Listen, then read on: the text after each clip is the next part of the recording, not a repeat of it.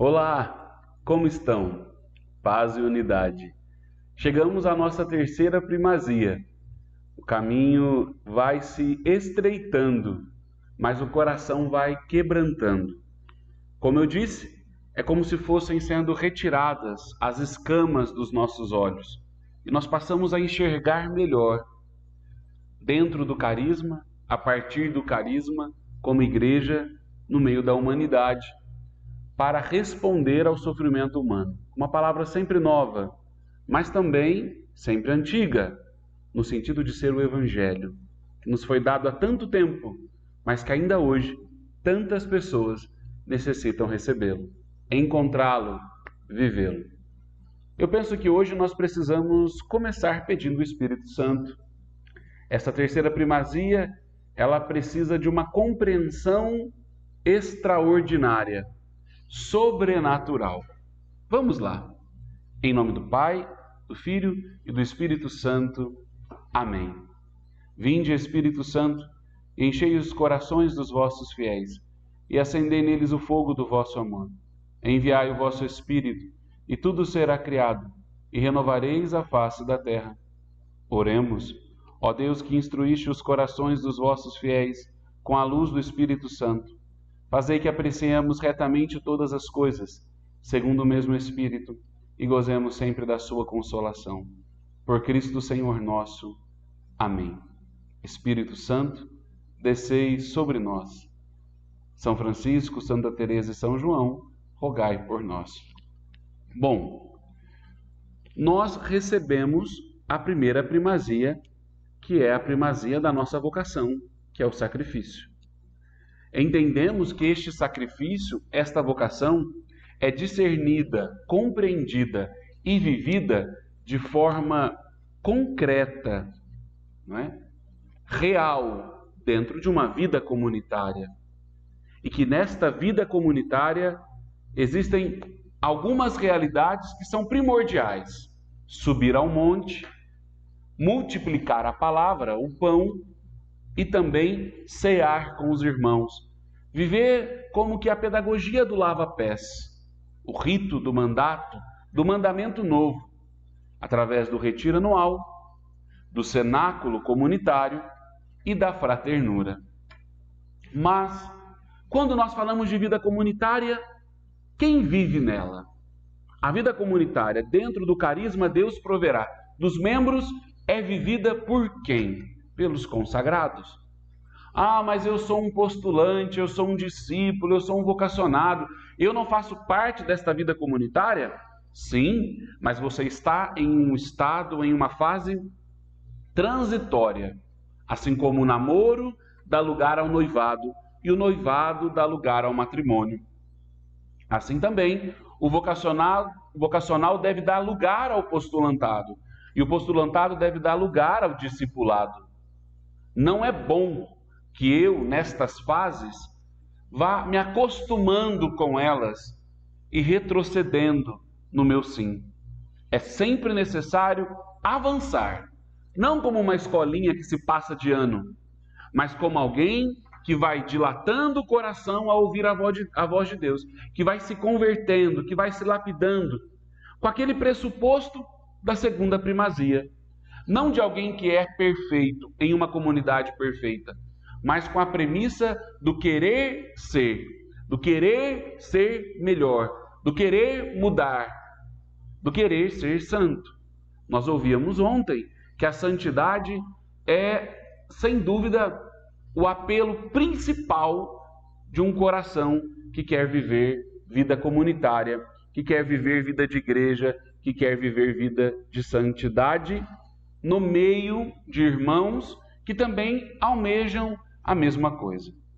Bom, se consagrado é aquele que vai viver esta vida comunitária, não poderíamos, de outra maneira, não nos debruçar sobre isso. E não é à toa que o Espírito Santo, lá em 2017, nos deu como uma das primazias a consagração. Bom, a consagração é uma destas graças, né? Mais um grau, mais um degrau. E dentro dela, qual é a primazia? É a alegria. Então, a primazia da consagração, de um consagrado, Deus proverá. Aquilo que é o coração da nossa consagração é a alegria. Mas vamos ser sinceros, há um pouco uma confusão meio generalizada, sobretudo entre nós, das novas comunidades, quanto ao que é ser um consagrado. Sobretudo pela realidade das famílias, dos casais. Como ser um consagrado? Talvez para uma realidade celibatária, não é algo tão chocante ou que nos gera até um mistério ou ainda muitas vezes uma ignorância. Não, mas o que seria uma consagração? Para você que está ingressando na comunidade, para você que se prepara para se consagrar através de uma das etapas formativas, o que é ser um consagrado? É portar uma cruz? É fazer parte de uma comunidade? É rezar mais? Não que estes elementos não sejam parte, mas não é a essência. Não é a realidade por si só. Vejamos. Olha o que diz São João Paulo II a respeito do que seria a vida consagrada. Vamos pegar as palavras de um santo que são mais certeiras. A vida, diz ele no documento Vita Consecrata, a vida consagrada, profundamente arraigada nos exemplos e ensinamentos de Cristo Senhor, é um dom de Deus, Pai, à sua igreja por meio do Espírito Santo. Opa, dom, dádiva, presente. A vida consagrada é um presente que Deus Pai dá à sua igreja por meio do Espírito Santo. Primeiro, vida consagrada é um presente, é um dom. Então não sou eu que dou vida consagrada, não é um fundador que dá vida consagrada, não é um padre, não é o papa, não é um bispo, não é você, não é teu pai. Ah, meu pai e minha mãe me deu para a vida consagrada. Eles podem, primeiro que isso não é propriedade deles, né? Mas alguns pais e mães acham que os filhos são deles, né? Mas nós somos de Deus. Doa quem doer, nós somos de Deus, né? Por isso que os pais prestarão contas a Deus dos seus filhos, porque Deus deu a eles para eles cuidarem e educarem na fé, mas são propriedades de Deus. Todos nós somos filhos de Deus, criaturas de Deus e pelo batismo filhos de Deus. Então, é Deus e o Espírito Santo que vai agir nisso através da multiplicidade dos carismas da vida consagrada. Primeira coisa, a vida consagrada é um dom, é um presente que eu acolho, que eu respondo. Deus quer me dar um presente, que é a vida consagrada. Eu respondo a ela, né? E ela é específica através dos conselhos evangélicos, que são aqueles traços característicos de Jesus. Jesus foi o quê? Foi virgem, pobre e obediente. Jesus foi virgem, pobre e obediente. Logo, castidade, pobreza e obediência. Os três conselhos evangélicos que todo consagrado professa. Na nossa comunidade, professamos um quarto voto, um quarto vínculo, que é o da unidade. Como não dizer que Jesus também pedia a vivência desse, quando ele dizia que todos sejam um. Que todos sejam um. Então, entenda, vida consagrada é um dom. Dentro deste dom, ela vive uma profissão, né? uma realização dos conselhos evangélicos encontrados em Jesus: castidade, pobreza e obediência. Estes consagrados, segundo o Papa João Paulo II, Santo São João Paulo II, adquirem uma típica e permanente visibilidade no mundo, no meio. As pessoas olham para um consagrado e elas se recordam do reino de Deus, elas se recordam de Jesus. Um consagrado é alguém que vive aqui uma realidade do céu. O consagrado, ele antecipa os valores do reino de Deus. Ele antecipa o céu. Gente, que fantástico! Um consagrado é um pedacinho de céu sobre a terra. É isso que nós temos que ser. É alguém que você olha e te incomoda. Olha como aquela pessoa vive o relacionamento dela com os bens materiais. Olha como aquela pessoa vive os relacionamentos afetivos e sexuais. Olha como aquela pessoa vive a obediência, a primeira palavra de Deus, ao magistério da igreja, aos seus superiores, aos seus formadores, aos seus irmãos. Que coisa linda! Isso é um pedacinho do céu. Então a vida consagrada, ela é justamente essa antecipação do eterno. Ô, gente, vai me dizer se não é uma graça pensar que você, que eu, somos chamados a ser um pedacinho do céu, quando nesse tempo tanta gente faz a opção de ser um pedacinho de inferno na vida da gente, no dia a dia, no meio do mundo. Deus nos chama a ser um pedacinho de céu. É uma radicalidade do nosso batismo. O batismo por si só já é radical, mas nós escolhemos vivê-lo ainda mais numa via mais estreita aos moldes de Jesus, que não faz de nós um grupo eleito, não faz de nós os queridinhos de Jesus, nada disso. Todo batizado o é. A nossa primeira consagração é o batismo, mas faz de nós, sim, seguidores de uma via específica de santidade. Pegue a sua Bíblia, por favor, no Evangelho de Mateus. Eu vou te esperar.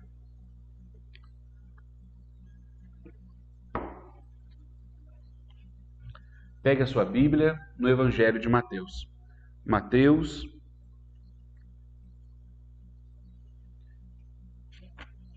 capítulo 19.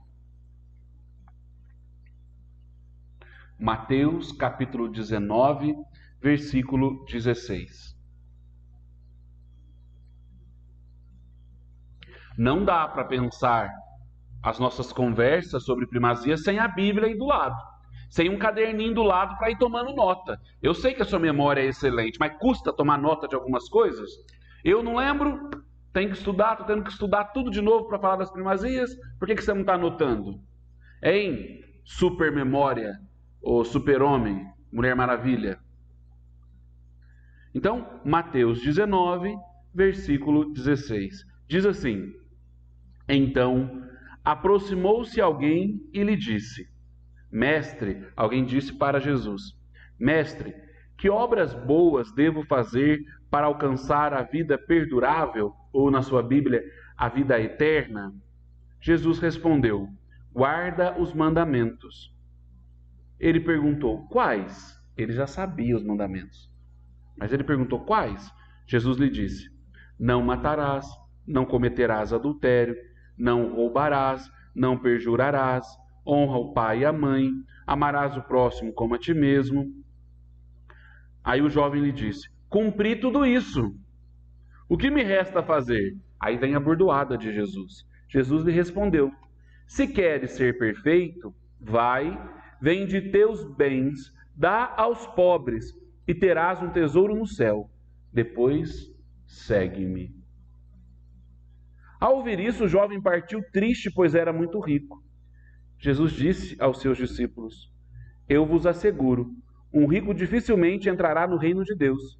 Eu vos repito, é mais fácil um camelo passar pelo buraco de uma agulha que um rico entrar no reino dos céus. Ao ouvir isso, os discípulos ficaram espantados e disseram: Então quem poderá salvar-se? Olhando para eles, Jesus lhe disse: Para os homens isso é impossível, mas para Deus tudo é possível.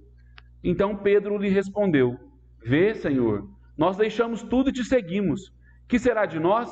Jesus lhe disse: Eu vos asseguro que vós, que me tendes seguido no mundo renovado, quando o Filho do Homem sentar-se em seu trono de glória, também vós sentareis em 12 tronos para reger as 12 tribos de Israel. E todo aquele que por mim deixar casas, irmãos ou irmãs, pai, mãe, mulher, filho, campos, receberá 100 vezes mais e herdará a vida perpétua. Mas muitos primeiros serão últimos, e muitos dos últimos serão os primeiros. Palavra da salvação. Glória a vós, Senhor. Peraí, Jesus, eu vivo os mandamentos, eu vivo tudo certinho, tá? Mas eu quero a perfeição. Eu quero algo a mais. Jesus fala, então vai por aqui. Olha, viva a pobreza aqui, o desapego, que o problema não é a riqueza, né? É o apego aos bens. Então, olha, desapega aqui, vive aqui a obediência, aqui deixa, né, o pai e a mãe, não é para você abandonar, excluir, não vou falar mais. Agora eu sou da comunidade, eu não falo mais com a minha família, eu abandonei tudo. Que coisa mais louca, nós tanto damos suporte para as nossas famílias, e o maior suporte que uma família precisa é alguém que reze por ela, que seja testemunho de fé no meio dela, testemunho de vida consagrada, testemunho de vida de igreja. É isso que a tua família precisa. Não era a tua presença todo final de semana socado na casa da tua mãe, devorando a geladeira inteira, não. O que nós mais precisamos é ser luz na nossa casa, luz na nossa família. O dom de uma família é ter um consagrado, mesmo que a família não aceite isso, mesmo que a família não concorde, não gosta de igreja, não gosta de comunidade, pode nem ouvir falar da gente, pode nem escutar paz e unidade. Mas o dom para aquela família é ter um consagrado ali. Então Jesus fala para aquele jovem, intitulado rico, em outros lugares, com outros temas, mas vai dizer para ele, olha, é o seguinte, se você quer ser perfeito, se você quer amar por inteiro, desapega disso, daquilo. Coisas, pessoas e lugares, castidade, pobreza e obediência. E serás perfeito. Nossa, talvez essa palavra caia como uma bomba atômica na tua vida. Você que tão apegado aos afetos, à aprovação do outro. Você que não consegue pensar a tua vida sem o teu dinheirinho. Você que para obedecer a alguém, nossa, quem que vai mandar em mim? Tem que ter moral para mandar em mim. Tem que ser muito bom, a vida é minha, o corpo é meu. Que a moda agora é, né? Meu corpo, minhas regras. Então, espera aí. O que é isso? Que é isso?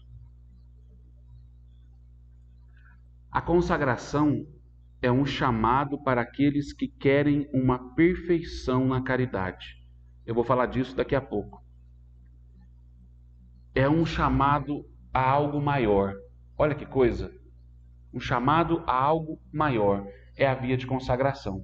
Vocês sabem, eu queria citar isso para vocês. Nós nascemos, a nossa comunidade, né? Ela nasceu como um projeto. Vocês sabem disso. Como um projeto de evangelização. E que vivia os mandamentos, que evangelizava, que anunciava, que vivia no meio do povo, que era canal de unidade, de evangelização da juventude, sabe? De reestruturação das famílias, de socorro para as famílias. Nós já fazíamos algo para a igreja. Mas o nosso estatuto, ele diz uma coisa que vale a pena eu retomar aqui para vocês. O nosso estatuto canônico, né? Um documento precioso, importantíssimo da comunidade Deus Proverá, que você precisa ler. Diz assim no parágrafo 2 do nosso estatuto. Nascia então, a partir da exortação Novo Milênio Neunte, o nosso desejo, Novo Milênio Neunte, e Neunte é um documento do Papa João Paulo II. Nascia a partir daquela exortação, daquele documento do Papa, ao nos depararmos com ele, o nosso desejo de viver concretamente a adoração como espiritualidade de unidade. Nós entendíamos que só poderíamos ser um com Jesus em meio. Então precisávamos estar sempre com Jesus na Eucaristia, a adoração. E força para a missão, a partir de Jesus, a partir da nossa unidade, a partir da oração e da unidade, a missão. Nasce o tripé do carisma: adoração, unidade e missão. Sem Jesus a gente não vai se suportar. Nós não vamos dar conta de nos amar. Nós não vamos dar conta de conviver. Então Jesus tem que estar em meio. Falamos disso na segunda primazia da vida comunitária. É Jesus que constrói a comunidade. É ao redor dele que nasce a comunidade. Depois continua no estatuto. Ardia em nossos corações o apelo por uma vivência de unidade entre todos, sem igualar-nos, mas na diversidade dos carismas, vivermos a perfeita comunhão. Que coisa mais linda. As palavras do Papa João Paulo II iluminavam os nossos sentidos para como construir esta via de amor incondicional, também pedida por Jesus. Que todos sejam um, lá em João capítulo 17, versículo 21. E assim o mundo possa crer. Os nossos estatutos meio que relatam assim, olha, nós, ali diante de nós, nascia um desejo, também está no nosso estatuto isso, né? Há algo a mais, a gente queria algo a mais. como esse jovem rico. Nós não queríamos só pertencer a um projeto. No fundo, Deus já tinha para nós tudo isso que nós somos hoje. Mas lá nós estávamos descobrindo. Para nós tínhamos nascido para ser projeto. E aquilo era excelente, era maravilhoso. Mas ao decorrer da caminhada, nós percebemos que éramos chamados a viver algo maior, algo imenso, algo grandioso para Deus e para a humanidade. Como aquele jovem rico. O que eu faço para algo a mais? Nós começamos a perguntar a Deus, o que fazer para algo a mais? E aí vem aquela resposta contundente. Somos chamados a uma vida de consagração através de uma vida de comunidade. Nós somos comunidade, não somos um projeto de evangelização que foi maravilhoso, mas agora o Senhor nos chama a algo a mais. Não é isso que está acontecendo na tua vida? Não é isso que aconteceu na tua vida? De repente você chegou nessa comunidade por uma via que nunca imaginou. Eu consagrado, até me arrepia, né? Eu consagrado, eu dar minha vida, peraí. E aí você vai caminhando e você vai perguntando, mas peraí, eu quero algo a mais, eu posso dar mais, eu posso ser mais, existe um algo maior para mim. E aí começa uma batalha interior, exterior, onde Deus tem que vencer. É feliz quem perde esta batalha. Que discrepância, né? Que contradição. Nesta batalha entre a tua vontade e a de Deus, você será feliz se você perder. Perder. Eu, Rodrigo, quando eu perdi, foi quando eu mais ganhei. Foi quando eu mais ganhei. Foi quando eu perdi. Então, nasce esse desejo de algo a mais. Na história da igreja, esse desejo a algo a mais, o Espírito Santo vai suscitar uma via que o Papa disse que é um dom. O Espírito Santo então vai suscitar aquilo que nós chamamos de vida consagrada. Vida consagrada. Que coisa! E essa vida consagrada estará presente em toda a história da igreja. Mais especificamente, a partir do século III. Século III, depois de Cristo, quando, a partir do Edito de Milão, Constantino vai permitir a liberdade de culto aos cristãos. O imperador Constantino vai dizer assim: agora todo mundo é católico, todo mundo é cristão, e está permitido vocês celebrarem publicamente. Até aqui, os cristãos viviam como que constantemente perseguidos, martirizados, eram vistos como uma seita, e eram massacrados, era um motivo de não como hoje, né, que é uma chacota, falaram mal, me incomodou, não. A perseguição aqui custava a vida, custava o sangue. E isso não foi um mês, 2 meses, 1 ano, foram séculos, os primeiros séculos da igreja, e foi quando a igreja assim cresceu, né? É chamado de período de ouro, período áureo da patrística, né? Quando mais se produziu obras, quando mais se lutou pela defesa da fé. E aí o imperador se converte e diz: agora todo mundo é cristão. Inclusive aqueles que não tinham sido preparados para aquilo. E aí então um grupo começa a dizer: eu quero seguir os ensinamentos de Cristo mais de perto, mais radical. Que bom que todo mundo agora aqui é católico, mas eu quero viver algo a mais. Então um grupo começa a se retirar para o deserto, homens e mulheres. Primeiro no Egito, depois também na Palestina. E lá eles vão viver vida de eremita, naquela solidão, naquela experiência de Deus, eles vão começar a viver uma vida consagrada. Então, a partir do Edito de Milão, nós teremos aí uma liberdade de culto cristão, todo o povo vai se... Não, pelo amor de Deus, ele não vai dizer que é aqui que nasce a Igreja Católica. Porque alguns tendem a dizer que quem fundou a Igreja Católica foi Constantino. Você casca fora disso, hein? A igreja aqui já existia há 3 séculos. O que nós temos é a conversão de um império. Por vezes uma conversão até imposta, não dá para negar. Uma vez que o imperador se converteu, todo o império se torna católico. E aí algum grupo vai dizer, eu quero viver isso mais radicalmente, como aquele jovem, eu quero mais. Então ele vai se retirar para o deserto, primeiro no Egito, depois na Palestina, e vai viver vida de eremita. De eremita. Nós já falamos disso quanto à questão da vida comunitária. Nós temos alguns eremitas aí muito conhecidos e que muito deram à história da igreja e aos primórdios da vida consagrada. Paulo de Tebas, Antão, Paládio, que depois, posteriormente, estes vão iluminar as primeiras comunidades, ou comunidades cenobitas. Dentre elas, às vezes a gente fala, até eu mesmo, né, atribuímos a São Bento, mas antes disso nós temos Pacômio. Pacômio que vai fundar ali. Ele, na verdade, ele também vai se retirar para viver vida de eremita, mas não no deserto, mais próximo da cidade. Aí junto dele vai começar a se unir alguns discípulos ali, querendo viver como ele. Então nós temos aí os primórdios da vida comunitária. Depois teremos também São Basílio, Santo Agostinho, que inclusive vai escrever uma regra. E aí começam a surgir os termos irmãos, irmãos de comunidade, comunidade fraterna, comunidade que reza junto, comunidade que vive junto. Por isso que Agostinho vai escrever uma regra. Então começa a nascer aí a vida em comunidade de consagrados e consagradas.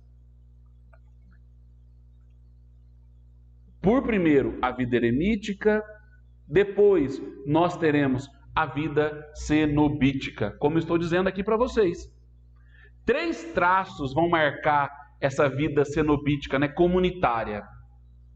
Sobretudo para Pacômio, né? Primeiro, a vida no mosteiro, num lugar específico, para dar suporte até material para a comunidade, né? O que comeremos, onde dormiremos, como viveremos. Uma regra escrita, nós vamos seguir o quê? Que horário acordamos, como que comemos, como que rezamos. E, sobretudo, a obediência. Aqui, nesse primeiro momento, nós não teremos uma concepção clara dos conselhos evangélicos, castidade, pobreza e obediência. Preste bem atenção, viu? Que é importante você saber disso. Não é coisa que a comunidade de Deus Proverá inventou. É a história da nossa igreja, a tradição, sobretudo da vida consagrada. Mas eles terão aí o mosteiro, a estabilidade lá, a obediência, né? E, obviamente, os monges não iriam constituir família. Então, meio que implicitamente, se vivia a castidade, a pobreza e a obediência. Depois, nós teremos a comunidade fraterna de São Basílio, como eu já disse para vocês, a comunidade agostiniana. Para Santo Agostinho, a caridade, a comunhão fraterna e a unidade de vida serão os elementos constitutivos da vida religiosa para ele. Olha que interessante. Santo Agostinho, o que vai marcar para ele a vida de uma comunidade? A caridade, que é o amor, a comunhão fraterna, irmãos, somos irmãos, e a unidade de vida.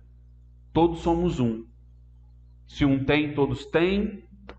Se moramos aqui, todos moram aqui. Por isso, um lugar concreto, sabe?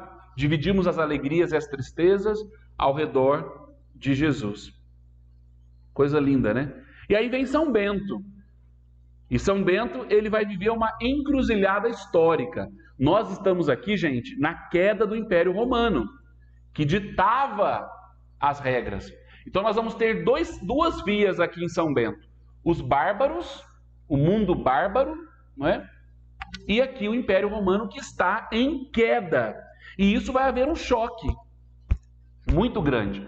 E, obviamente, nós teremos uma destruição dos valores. E aí, o que fazer?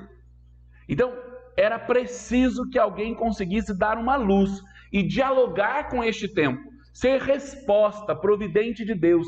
E aí entra o Espírito Santo, que suscita para cada tempo carismas, formas de vida consagrada que respondem à necessidade daquele tempo. Para cada época, o Espírito Santo traz um presente. Já que a vida consagrada é um dom, é um presente, segundo São João Paulo II, para cada época o Espírito Santo traz um presente, que a humanidade vai abrindo, que são os carismas. E aí, as abadias que São Bento fundou, sobretudo a sua regra, vão se converter no modelo de construção de um mundo novo. Que coisa fantástica, né? Dando uma resposta adequada àquele tempo, àquelas interrogações, àquela realidade. São Bento, ele soube conciliar o ideal ascético, né, tanto dos eremitas como das outras regras, e, sobretudo, a marcar a verticalidade e a prioridade do absoluto de Deus, né? Tanto que São Bento vai dizer na sua regra: nada antepor ao amor de Cristo. Nada tem que vir antes ao amor de Cristo. Cristo, sempre Cristo. Totalmente Cristo. E ele vai unir isso a um ideal comunitário. Sentamos à mesa para comer, os quartos são comunitários, os lugares de cada um. Que coisa mais linda. Depois de São Bento, já séculos depois, uma vez que a vida religiosa, aí nesse primeiro momento, vai se concentrar nos mosteiros, ali se vivia os consagrados, nós teremos uma revolução, eu diria assim, com o nascimento das ordens mendicantes, que não é uma, que não é duas, que não é três, mas se fala muito dos dominicanos, dos franciscanos, mas nós temos inclusive os trinitários, não é? Mas neste momento aqui, Francisco vai encabeçar de uma forma muito forte esse movimento extra-muro do claustro, extra-claustros. Então, já não é mais lá dentro do mosteiro. Agora Francisco traz o quê? Estaremos nas ruas. Por que ordens mendicantes? Porque eles vão, como que, para ter o seu sustento, eles vão pedir. Eles vão pedir, eles vão viver de doações para poder propagar o evangelho. Vão se despir de tudo, uma pobreza absoluta, e serão sustentados pela providência de Deus, também pelo trabalho deles, mas com foco na evangelização, no anúncio do evangelho e naquele sustento a partir do que o outro pode também prover. Vão viver da generosidade dos irmãos. Passa-se do feudalismo às comunas, ou seja, de uma cultura rural para uma cultura urbana. Um processo que nós, nas cidades do interior do Brasil, estamos ainda passando, e há 10 anos, 15 anos, passamos, sobretudo aqui em São José do Rio Pardo, né, na Casa Mãe, nos últimos anos, da realidade urbana, rural para urbana. Quantos de nós, eu vivi em fazendas enormes, né? Aquelas colônias enormes, parecia uma pequena cidade, e hoje aí acabaram, as casas estão vazias, poucas pessoas, e as cidades incharam, né? Cresceram assim, de uma forma até desorganizada. Quantos bairros periféricos nós temos, sem estrutura nenhuma, nem de saneamento básico, né? Então, perceba, também houve isso, mas lá atrás, com Francisco, em uma outra realidade. Passa-se de uma economia de consumo, né, que as abadias beneditinas tinham se adaptado, a uma economia de mercado, de comércio, de troca, de venda. E aí nós temos essa estabilidade beneditina, já tinha uma crise, já não condizia com a itinerância exigida por aqueles homens novos. O mundo precisava de um novo presente do Espírito Santo. Repito, não que nenhuma espiritualidade ou um carisma sobreponha ao outro em importância, mas para cada tempo ele é uma resposta precisa. Nós temos até hoje aí os monges, né? Estima-se que no mundo exista uns 25 mil monges, né? Então, ainda hoje é um presente e é necessário. Bento XVI vai dizer que a vida contemplativa é o pulmão da igreja. Então, os claustros ainda são respostas para a humanidade. Ainda mais uma humanidade que não reza, que não contempla mais, né? Sobretudo belo, sobretudo Deus. Mas para aquele momento, exigia a necessidade de um novo presente para se somar aos outros e trazer frescor, renovo e resposta para aquela época. Talvez aqui a figura do religioso já não era tanto a do monge recolhido na solidão, mas do irmão que se aproximava das pessoas, do irmão de todos, que poderia encontrar em qualquer momento percorrendo pela cidade. Né? Fratelli tutte fratelli. Acabamos de receber uma nova encíclica do Papa. quando este vídeo está sendo gravado, hoje é dia 20 de outubro, que eu estou gravando este vídeo, e nós recebemos, há poucos dias, esta nova encíclica do Papa, que diz o quê? Todos irmãos. E ele utiliza de uma frase de São Francisco de Assis. Justamente o que eu estou dizendo para vocês. Aqui se fazia necessário um irmão de todos, que estivesse no meio de todos. Não, talvez, tão mais dentro de uma clausura, não que as abadias fossem alienadas, fora da realidade. Quantas cidades nasceram ao redor dos mosteiros, né? Que eram também grandes faróis de cultura, de liturgia, de espiritualidade, de disciplina de vida, né? Quanto que eles contribuíram, até mesmo para a arquitetura, quanto que os monges contribuíram. Para a educação, então, o que seríamos de nós? Quantos mosteiros foram os cofres da cultura, no sentido de proteger, inclusive dos bárbaros, né? De proteger livros, copilaram, enfim, você já entendeu o que estou querendo dizer. Com isso, nós temos aqui o surgimento. Eu preciso destacar isso por causa de Francisco, que ilumina também a nossa vida. Depois de Francisco, das ordens mendicantes, nós teremos aí no século XIV, olha a linha histórica que eu estou fazendo com vocês. Olha que coisa fantástica isso, olha aqui. Para você saber que nada é da cabeça de uma pessoa. A igreja é linda, a nossa história é linda. Aí lá para o século XIV, Francisco está aqui no século XI, século XII, que todo esse movimento vai. Aí lá no século XIV, emerge um mundo novo. O mundo do Renascimento, o mundo de uma cultura nova. Com isso, a descoberta da América, né? Descoberta, né? Alguns historiadores são contra isso, né? Sim, né? Descobriu. Já tinha gente aqui, quer dizer, já tinha pessoas que moravam aqui, mas enfim, o mundo novo nasce, né? É até chamado de mundo novo, novo mundo. E aí, o humanismo com a recuperação dos valores clássicos, a nova visão de vida, percebe? Outra mudança. Tanto as estruturas monásticas e agora também as estruturas mendicantes começam a não responder para este novo. Respondiam, mas faltava algo. Vem o Espírito Santo de novo. Vem o Espírito Santo. E vai surgir o que nesse período? A comunidade apostólica e os clérigos regulares. Não surgiu lá os eremitas? Com o Edito de Milão? Não surgiu depois a vida cenobítica, a vida monástica comunitária, cenobítica? Não surgiu as ordens mendicantes? Agora vai surgir o quê? Os clérigos regulares, que vão se lançar nas várias frentes com um novo contexto, sobretudo com a renovação do clero, por meio da consagração religiosa, o desafio do criticismo humanista, por meio da educação da infância e da juventude. Começa a se falar de educar infância e juventude. A missão, começa a se pensar a missão, sobretudo fora da Europa ali. Agora, no Novo Mundo, é necessário enviar missionários. E aí nós temos a questão da reforma protestante, o primado do Papa, o primado de Pedro, né?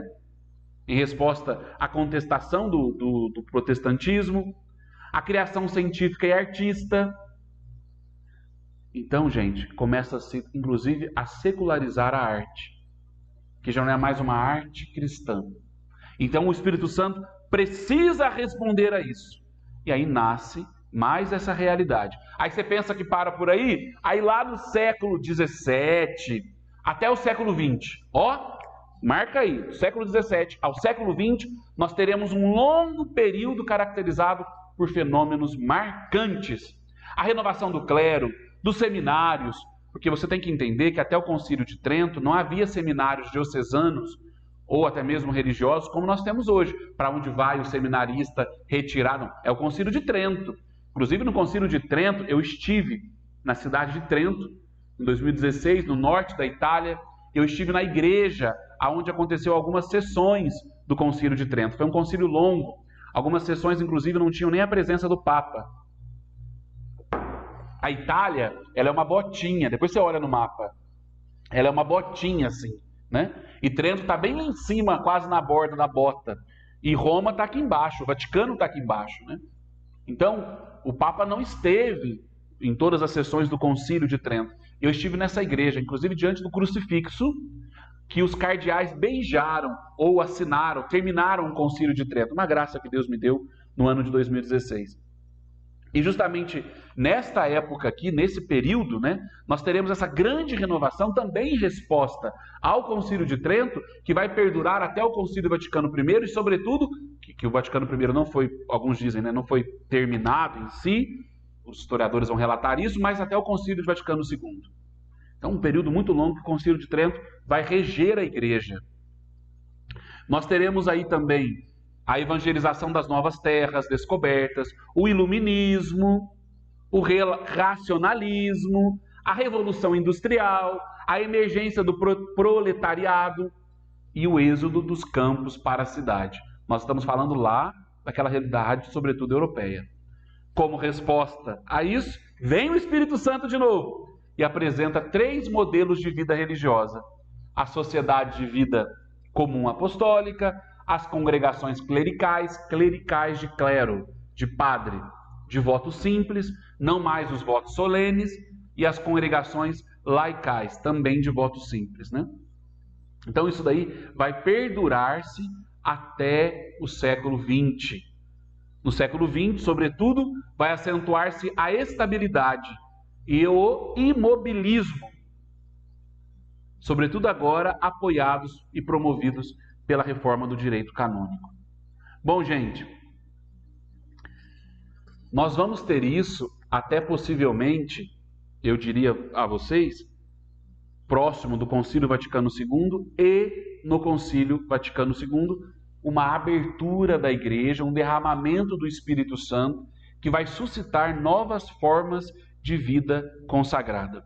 E nessas formas de vida consagrada, nós teremos, obviamente, as novas comunidades, que estão aí, né, agora, sendo este discernimento na Igreja, neste tempo, né? Dentre elas, nós sabemos que no Concílio Vaticano II, em um documento importantíssimo do Concílio, que é a Constituição Dogmática Lumen Gentium, Gentium, Lumen, luz dos povos, né? Lumen, luz, Gentium, gente, povos. Então, nesse documento, Luz dos Povos, Lumen Gentium, no capítulo 5º, a Lumen Gentium vai dizer uma coisa que será termo que eu poderia usar, um chacoalhão, é forte. Ela vai dizer assim: olha, a santidade é para todos.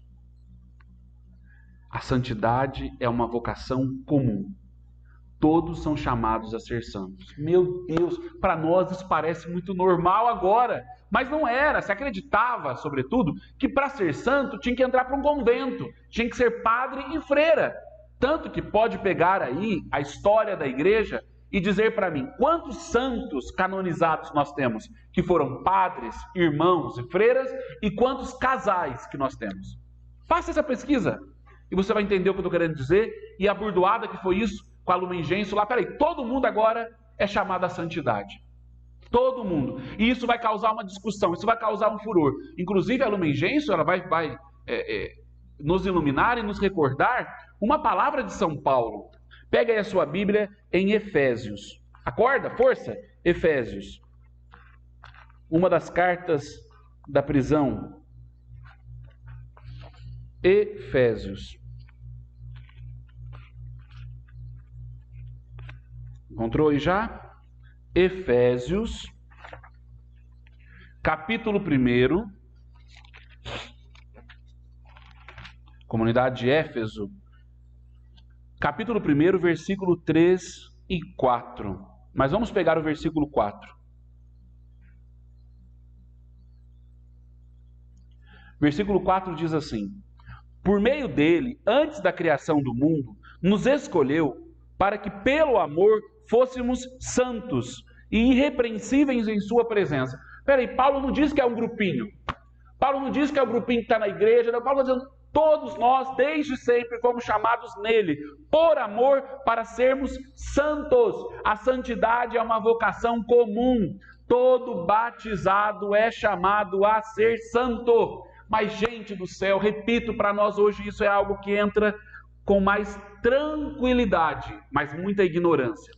A gente não sabe o que significa isso, nem o que é santidade. Mas lá não. E vai começar uma discussão que, se você pesquisar, no Concílio Vaticano II, a igreja vai ter um êxodo assim grande. Muitas religiosas vão deixar os conventos. Estima-se que mais de 100.000 religiosas vão deixar a vida consagrada, padres consagrados. Então, se eu posso ser santo de outra maneira, se eu não preciso viver isso daqui, então começa-se uma interpretação errada, por vezes até maldosa, do Concílio Vaticano II e desta grande afirmação da igreja, o primado da santidade. A primazia do nosso batismo é a santidade de todos nós. Padres, freiras, casais, jovens, todos nós, crianças, todos nós somos chamados à santidade. E aí essa discussão vai perdurar décadas, até que um santo chamado São João Paulo II, em 1996, vai iluminar esta questão, com um documento que eu já citei aqui para vocês, Vita Consecrata. E justamente neste documento, no número 35, vou ler na íntegra para vocês, estou separando aqui, pegando aqui, Vita Consecrata, ou seja, vida consagrada, no parágrafo 35, ela tem mais de 90 tópicos, né? No tópico 35, não é parágrafo, desculpa, tópico, né? Na verdade, no capítulo 4, número 35, você pode andar um pouquinho aí, eu quero dizer aqui.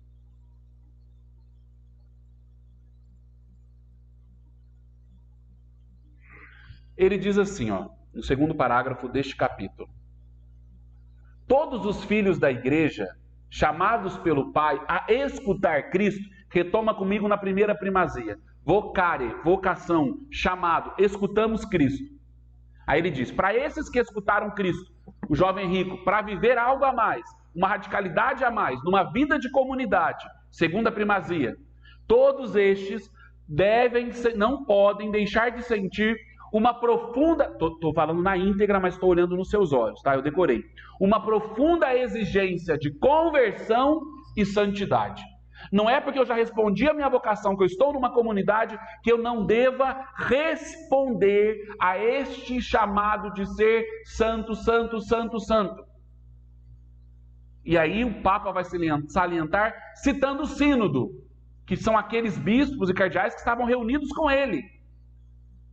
Esta exigência chama em causa, em primeiro lugar, a vida consagrada. Opa. Temos uma coisa aqui que devemos prestar atenção. Lumen Gentium, capítulo 5. Todos são chamados à santidade. Todos. Vita Consecrata, 1996. Papa João Paulo II diz o seguinte, olha, todos são chamados, mas a vida consagrada, ela em primeiro lugar, deve ser quem oferece santos para a igreja. Que coisa! Hoje se fala muito da igreja doméstica e que as famílias, os pais e as mães devem dar santos para Deus. Está certíssimo. Mas o Papa diz que, por excelência, a vida consagrada, por aquilo que ela é, pela essência dela, é como se ele dissesse, não tem outro fim. Mangueira da manga, vida consagrada dá santo. Comunidade deve dar santo para a igreja. É isso que tem que dar. Ah, mas tem que dar um padre bem formado, tem que dar um irmão que fez faculdade de não sei o quê, tem que dar o outro que estudou a Bíblia, tem que dar santo. É santo que a comunidade tem que dar para a igreja, tem que dar para a humanidade. Santo, santo e santo. É o Papa que está dizendo, não é eu que estou dizendo. E ainda está aqui, ó, vírgula, em primeiro lugar, vírgula, a vida consagrada. Ele não fala que é a paróquia, ele não fala que é a pastoral, ele não fala que é o movimento. Não sou eu que estou falando, e nem estou interpretando do meu jeito. Está aqui, ele ainda diz o sínodo. Esta exigência chama em causa, em primeiro lugar, a vida consagrada. Ele não fala nem que é a igreja doméstica, é a vida consagrada. Na verdade, a vocação recebida pelas pessoas consagradas para procurarem, acima de tudo, o reino de Deus, é, antes de mais nada, um chamamento à conversão plena. Não dá para entrar numa vida de comunidade metadinha. Um pé numa canoa, um pé numa outra canoa, você nem entre. E se entrou, já saia. Porque não dá para viver pela metade. Uma coisa é eu estar em processo. Estou mudando, não se assuste. Outra coisa é eu não querer mudar. Quando eu digo assim, eu não mudo, eu nasci assim, eu vou morrer assim, a síndrome da Maria Gabriela, então eu vou continuar assim. Não. Os consagrados são chamados a contemplar e a testemunhar o rosto transfigurado de Cristo.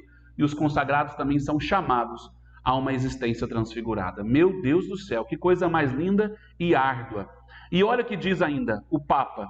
Os santos e santas sempre foram fonte e origem de renovação nas circunstâncias mais difíceis ao longo de toda a história da igreja. Mas, meu Deus, ele está dizendo o seguinte: quando a igreja passou por momentos mais difíceis, quem foi motivo de renovação foram os santos. Não foram um projeto, uma metodologia. Vamos fazer isso, tá? Isso ajuda. Vamos fazer uma reunião. Vamos mudar isso. O que as pessoas falam hoje para mudar a igreja? A igreja tem que mudar. O padre tem que casar. O fulano tem que fazer não sei o quê. O que muda, o que ajuda a igreja em tempos de crise são os santos. E por primeiro lugar, quem tem que dar santos à igreja são os consagrados. São as comunidades. Essa é a responsabilidade da comunidade Deus Proverá. O que ela tem que dar para a Igreja Católica são santos e santas. Nos momentos mais difíceis, está aqui no documento da história da Igreja. E nós agora, não estamos vivendo um momento difícil na história da Igreja? Quantos católicos estão deixando a barca de Pedro? Ou que ficam, mas vivem uma vida com um pé em cada canoa? Católicos favoráveis ao aborto, católicos favoráveis a tudo quanto é coisa, tudo quanto é ideologia. O que a igreja precisa agora? Ela precisa de um papa que não sei o quê. Ela precisa de um papa. Ela precisa de santos. Ela precisa de um papa santo, de um padre santo, de uma freira santo, de você santo.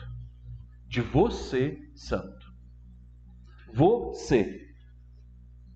Porque é fácil cobrar a santidade dos outros quando nós não damos o nosso sim com radicalidade, com firmeza e com alegria. Hoje temos, olha o que o Papa diz, em 1996, imagina se ele fosse escrever hoje, em 2020, imagina se ele fosse escrever hoje, ele diz, hoje temos muita necessidade de santos, graça esta que devemos implorar continuamente a Deus. Aí ele diz, e a vida consagrada, mediante a profissão dos conselhos evangélicos, deve estar consciente de sua especial missão na igreja de hoje, e nós devemos encorajá-los nessa sua missão. É como se ele dissesse, todos são chamados à santidade, mas existem caminhos para essa santidade. E na vida consagrada, um caminho são os conselhos evangélicos. E o que são os conselhos evangélicos? Castidade, pobreza e obediência. Eu vou usar agora este livro, que eu já usei com vocês ontem, A Teologia da Vida Consagrada, na página 67, ele vai falar justamente desses conselhos evangélicos. O que caracteriza uma vida de consagração? É eu professar os votos de castidade, pobreza e obediência. E na comunidade Deus Proverá, um quarto voto da unidade. Irmão querido, você pode virar um pouquinho para mim, por favor? Seria o voto da unidade. Quais são então esses 3 votos? Primeiro, a castidade, renúncia de todo afeto, calma, ou talvez até grau de parentesco. Você não vai se tornar uma pessoa fria, que não tem afeto, não. Eu deixo de amar um exclusivamente para amar todos. Na castidade está ligada à diaconia, ou seja, o serviço, uma comunidade de caridade, alguém que se faz caridade. Para quê? Para lutar contra o Deus do prazer, do ter o outro, de possuir o outro. Não possuímos ninguém. Por isso ofertamos a castidade. Ofertamos o nosso ser. Afeto, sexualidade, relacionamentos. Aqui não tem a ver com o celibato. Um casal, ele faz o voto de castidade para não ter um coração dividido. Mas ele não faz o celibato. O celibato faz aqueles da comunidade Deus Proverá que escolhem não contrair um matrimônio, especificamente. E também nem viver isso fora. A castidade aqui é um apelo, uma decisão pela pureza. E sobretudo para não ter um coração dividido. Depois nós temos a renúncia de todos os bens materiais, a koinonia, uma comunidade de esperança que traz já, assim como o celibatário, né, traz o céu para nós, o desapego de tudo. Mas não é que eu não terei bens, é que eu não serei apegado aos bens. E como que nós expressamos a nossa pobreza? Através da comunhão dos bens. Eu partilho para que nenhum irmão meu passe necessidade, para que a minha comunidade se mantenha de pé. E aí eu luto contra o Deus do ter, o materialismo. Então eu faço o voto de pobreza. E depois eu carrego a minha cruz para salvar a humanidade. Eu carrego a minha cruz, a minha missão. No grego, evangelia, que significa uma comunidade de fé na eternidade. Então eu luto contra o Deus do poder. Eu posso, eu quero, eu faço. E então eu faço o voto de obediência.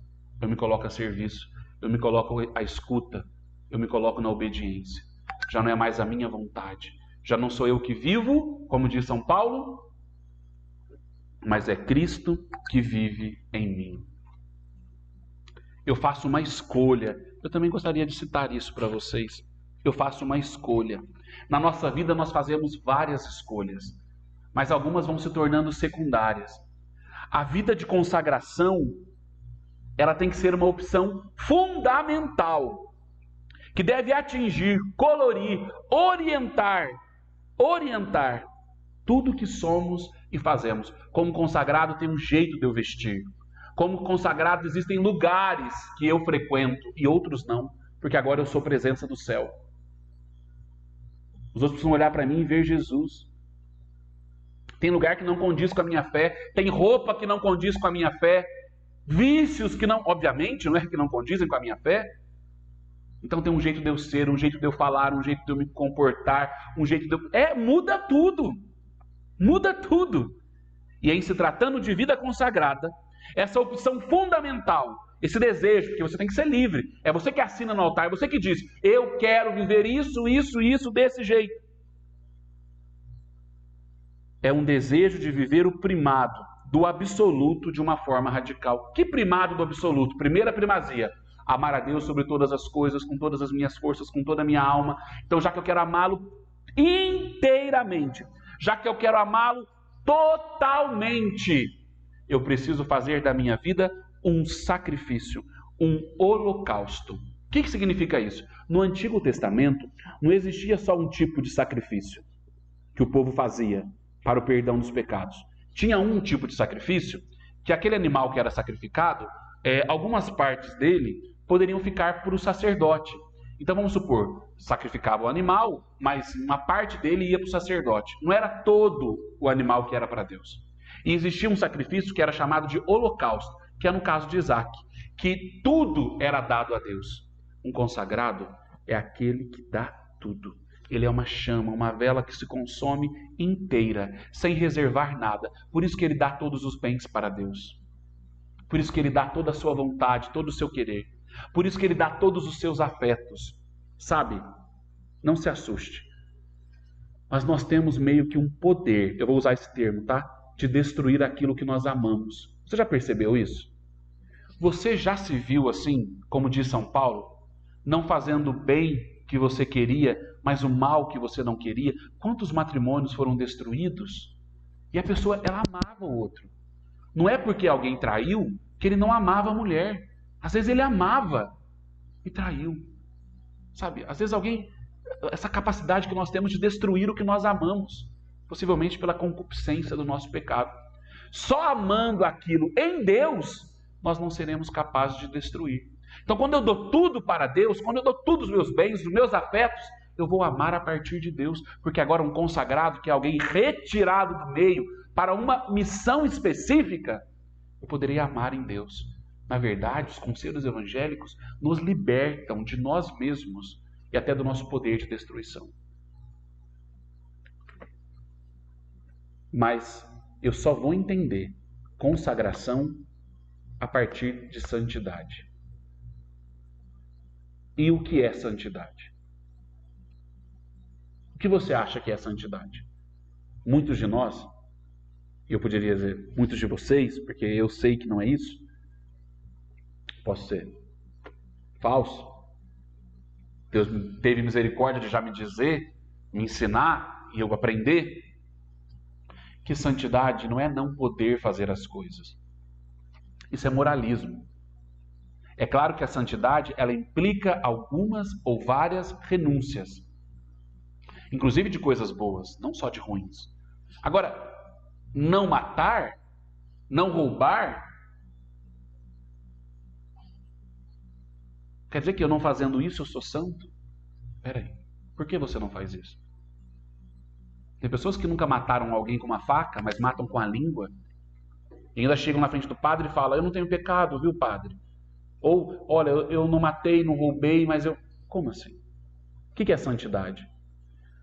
Existe um outro documento que foi emitido logo depois da Lumen Gentium, ainda nos primórdios do Concílio Vaticano II, pouco tempo depois, que chamava Perfeita Caridade, e foi escrito para a vida religiosa, onde a igreja deu vários modelos, né, de vida comunitária, de vida...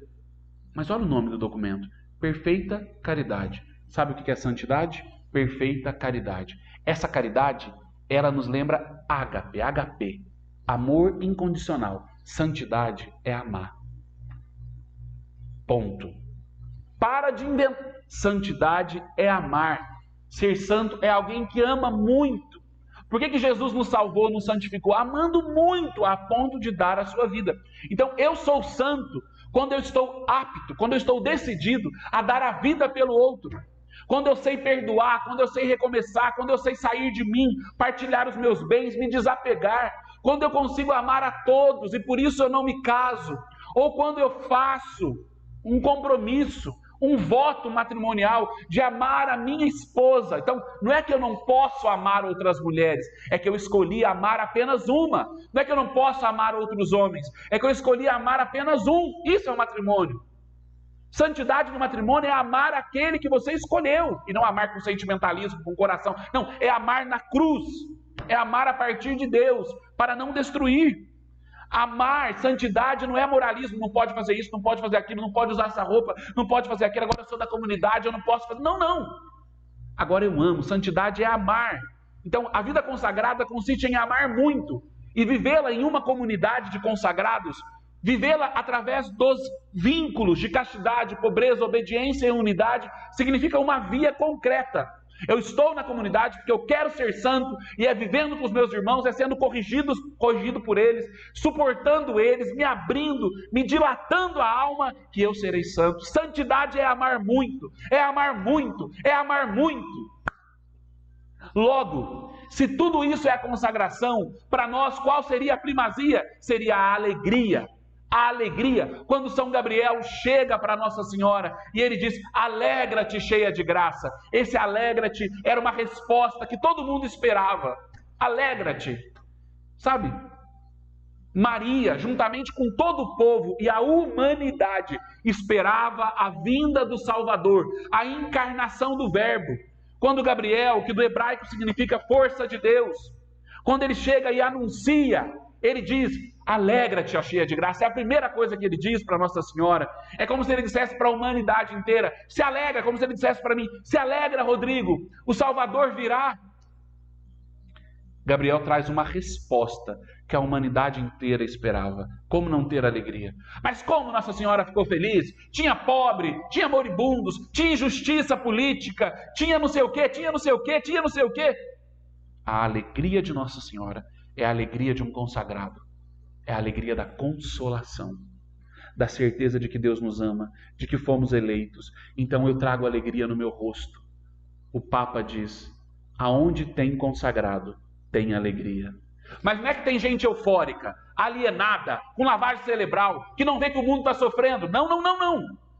Tem gente alegre, porque tem gente tomada por o amor de Deus. Tem gente alegre porque confia na ação de Deus, na misericórdia de Deus, porque sabe da sua miséria, da sua incapacidade. Mas Deus me escolheu, Deus me chamou. Como que eu não vou responder a esta consagração? A consagração devia ser o momento mais, e deve ser, mais feliz da nossa vida. Quando eu assino sobre um altar: Senhor, está aqui minha vida. Aquilo deveria ser para nós o momento mais feliz da nossa vida. Mais feliz. Por isso a nossa primazia é a alegria. Nunca um consagrado Deus proverá deve ser ocasião de tristeza. Deve ter a cara fechada, deve ter a cara ruim.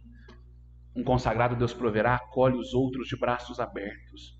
Ele sempre tem que trazer um sorriso. Não porque está tudo bem, não porque ele é um palhaço, uma hiena, mas é porque ele é um consagrado, um escolhido de Deus. E ele tem essa certeza de que Deus provê, de que Deus carrega, de que Deus cuida, de que conforme eu dou tudo, como diz a palavra que abriu esta formação, Ele dará 100 vezes mais. E eu sou testemunha de que Deus nos dá. Eu queria tanto ter 7 filhos. Quantos filhos que Deus me deu? Eu queria tanto ter uma família grande. Qual a família que Deus me deu? Deus realizou na minha vida muito mais do que eu poderia prever. Mas aqui não se trata de uma teologia de retribuição. Eu dou, Deus me dá. Aqui se trata de alguém que reconhece com gratidão, com boa memória, o que Deus fez através da vida deste miserável pecador. Porque eu tentei e tento, eu quero todos os dias dar tudo. Um consagrado é um holocausto de amor. É alguém que não faz a oferta de pedaços, ele dá tudo. Todos são chamados à santidade. Mas segundo o Papa João Paulo II, a vida consagrada, por primeiro, deve se preocupar com isso. E deve ser a resposta nos tempos obscuros de crises de santos. São santos que renovam a igreja. São santos que vão renovar a nossa comunidade. E não dá para se consagrar se o teu desejo não for ser santo. Porque a gente não consegue viver. Se você não quer amar, não dá para se consagrar. Eu penso que por hoje basta. Temos muito o que pensar. Às vezes algumas pessoas me perguntam: será que eu vou dar conta de ser consagrado? A sua pergunta deveria ser: será que eu vou dar conta de amar? Ah, mas ser santo é muito difícil. Você não quer amar? Não é isso que todo mundo procura hoje em dia? Amor, amor, ser tratado com amor? Mentira. Mentira. Eles querem sentimentalismo, puxa-saquismo, gente que puxa saco, gente que fica nos afagando, passando a mão na nossa cabeça, que não nos fala a verdade, que nos engana, que nos trai, que nos abandona. Mas eu te digo, existe um amor que vale tudo, vale um holocausto das nossas vidas. Existe um esposo, um divino esposo, que nos espera, que espera pelo nosso sim. Termino. O mesmo Papa João Paulo II instituiu para o dia 2 de fevereiro o Dia da Vida Consagrada. E é nesse dia que se celebra a apresentação de Jesus no templo. É Maria que o leva e apresenta. Eu diria que Maria continua nos apresentando à igreja, a Deus, como ofertas vivas. Na dúvida, peça a Maria. Suplique a ela que te ajude a amar. Alegra-te, alegria.